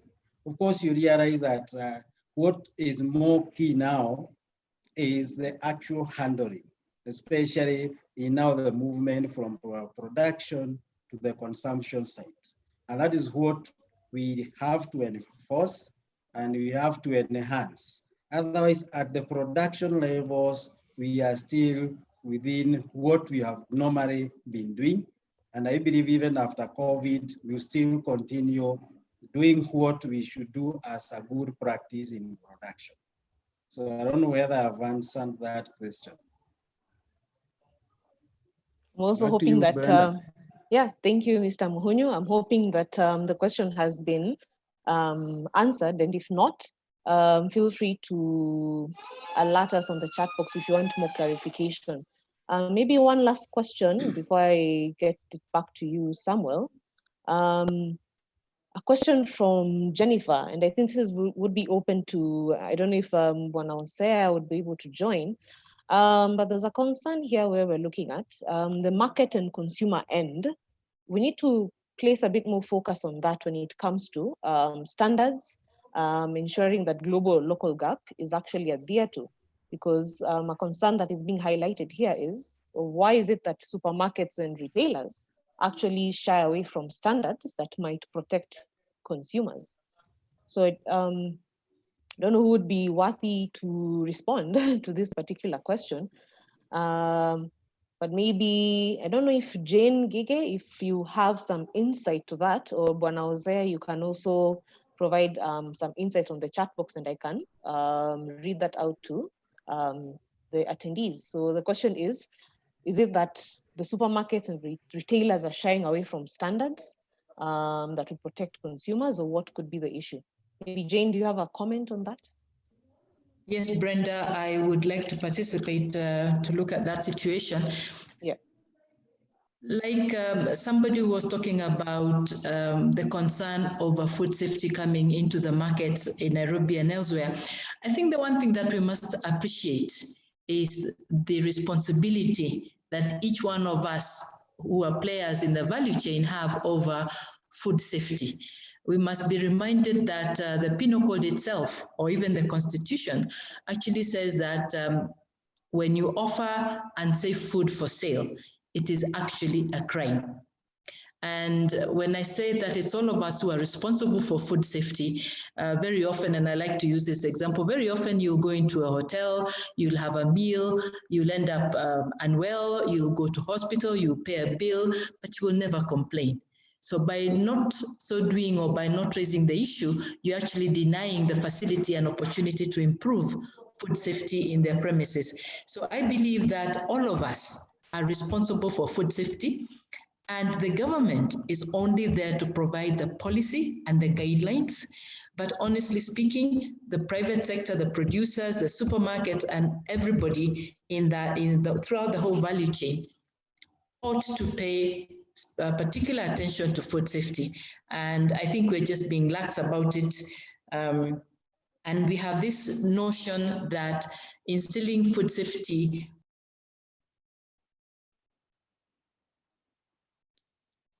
I think we've lost Jane. Jane, can you hear us? Yep. I think we have lost Jane. So maybe I can hand it over back to you, Samuel. Or is Jane back? Yeah. Yep. Samuel? Thanks. Yeah, thanks, Brenda. I think there's been a technical issue there. I see time is not on our side, and I would wish that we don't take longer time. So perhaps we should be on the verge of actually ending this webinar.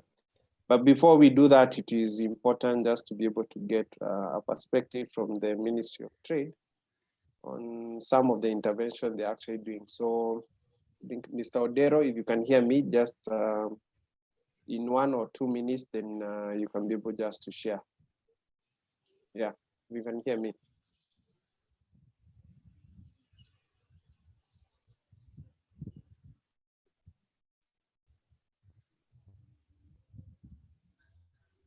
Yeah, can you hear me?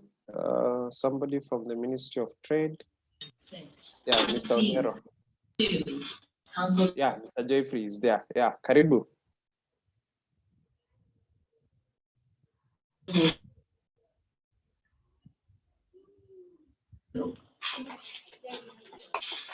Yeah.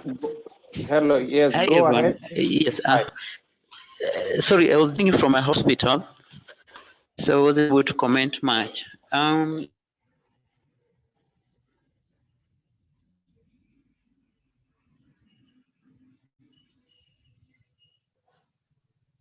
We have lost you, Mr. Odero.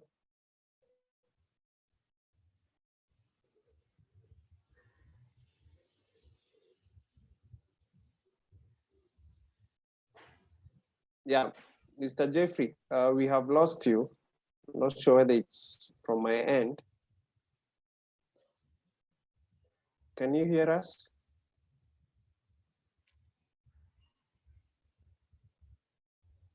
Yeah, it seems we have lost him. Maybe Mr. Odero, if you can hear me, you can drop your comments on the chat, and then Brenda will be able to pick some of them.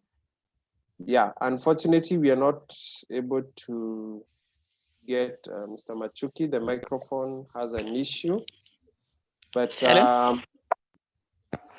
yeah, hello. Yes, Mr. Odero. Hello, yeah. Yes, you are breaking. Can you go ahead? Yes, I've been following, and I'm very grateful for the event. And we've taken note of the contribution from the private sector, from the small scale producers, and we just want to say this: even as it's still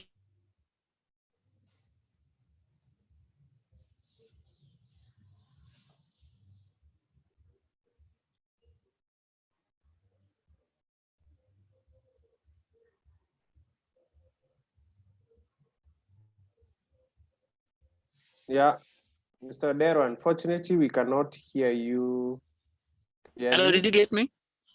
No, Did you you get actually, you're breaking since there's an issue from your end, yeah? Now I can hear you well. Can you hear me now? Yeah, maybe quickly you can just go through your comments, yeah. Yeah, so what I was saying is if there's any trader or distributor who is having a problem with getting the travel permit, they should be free to contact the State Department for Trade. We've been able to assist a number of them, even to move goods from as far as Nairobi to Mombasa or to other directions. That's my comment. Okay. Thank you. Thank you for that support. Yeah. So, okay. So if anyone has an issue, then kindly direct them to Ricky, and then through Ricky, we can be able to connect to Mr. Odero. Otherwise, you can be able to reach out to the ministry. Yeah. Of course. Okay. Brenda, I'm not sure whether there is a comment from Mr. Hosea, because he had an issue with the microphone. Yeah, I'm not seeing any comments from Hosea, but I think if he has any comments, he can send them to us and we'll be able to share with the larger team Okay. after the webinar. Yes. Okay. Yeah. So thank you so much, Brenda. We are now at the coming to a close. Thank you so much for all who has participated. Thank you for your comments, your questions. Feel free, if you still have an issue, kindly drop them on the chat. What we'll do, we'll be able to consolidate and perhaps be able to share with the relevant people so as they can be able to answer. And when we are sharing the report, then we'll be able to share with some of the answers. So kindly continue dropping your comments and your question. Mr. Muhunyo, asante sana for taking us through that session, coming in, sharing what the government is doing. We really appreciate. And moving forward, we'll definitely engage you. So yeah, asante. Good. Now we are looking at the way forward. Just some highlight from my end. After this conversation, what we are going to do, we are going to come up with a position paper that we are going to share with different partners, be it the government, the private sector, the farm organization, name them. So we'll be able to have some recommendation, especially on food safety. So we are going to do this in collaboration with different partners, also looking at what has been developed. Dr. Catherine mentioned about the recent African Union ministerial meeting that look at the food security. So we also want to compare and also see what are some of the proposals. And also looking at the different guidelines provided by the Ministry of Agriculture in regards to food safety. So a position paper will be developed. And again, we'll be able to invite you for a validation. So as even post-COVID, then we can be able to see what are some of the interventions that you can be able to uptake as an individual, as partner, and also collectively, so as we can be able to ensure that we are moving a step forward in terms of ensuring that we have the right system to ensure food safety.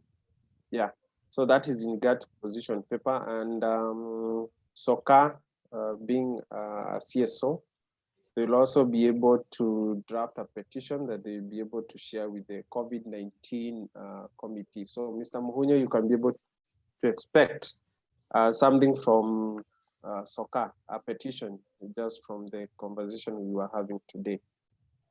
Yeah. From there is that we also want to continue with this discussion on different topics.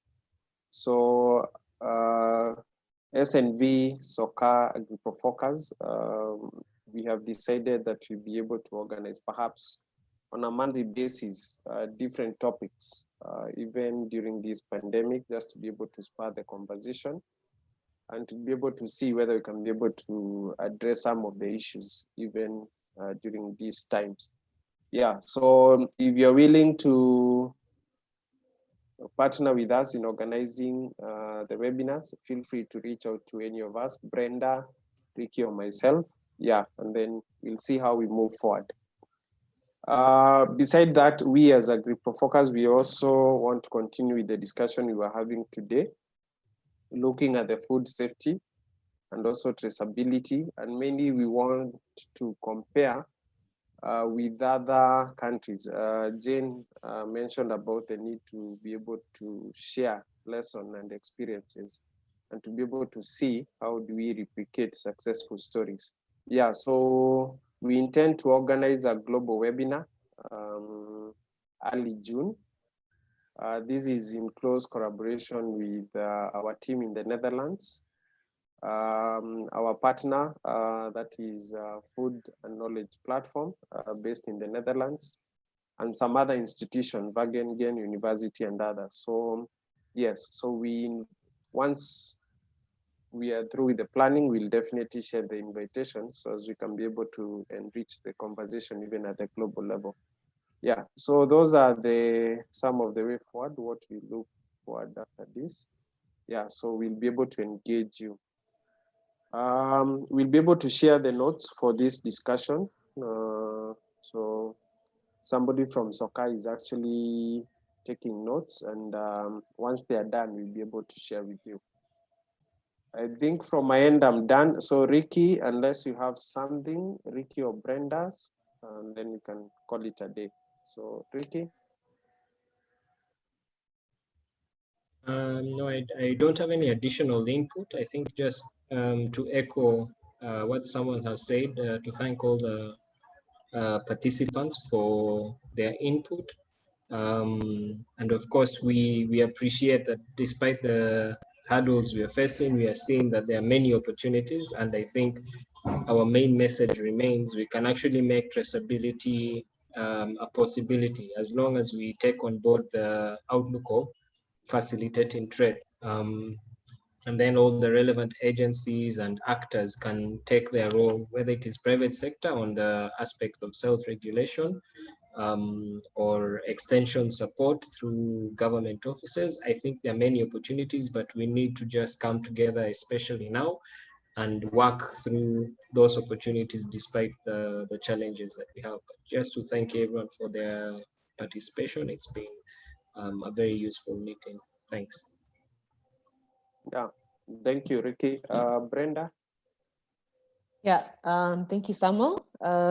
Just to summarize what Ricky has said, thank you for everyone who has been able to attend and participate. And what I'd just like to echo is that there is no food security if we don't have safe food, and traceability is one of the major aspects to ensure that we are actually ensuring there is safe food going out to the consumers. And as Jane had said, it's time for all of us to take responsibility as consumers, as private sector, as public sector, to make sure everyone is playing their role, to make sure all the cogs of the wheel are moving. So looking forward to finalizing this position paper and sending it out to the relevant parties. And just to encourage everyone in the platform that everyone has a key role to play. And we welcome you all to join us in setting up the upcoming webinars to make sure we're getting that information out. So thank you. Back to you, Samuel. Yeah, so thank you, Brenda. Thank you, Ricky. For our participants, we want to really appreciate you. Asanteni sana. I think we have come to the end of the discussion. Be good, keep safe. Yeah, so again, remember there is Corona. We need you even tomorrow. Asanteni sana from my end. That's it. Have a blessed day and week also. Thank you. Thank you. Thank you.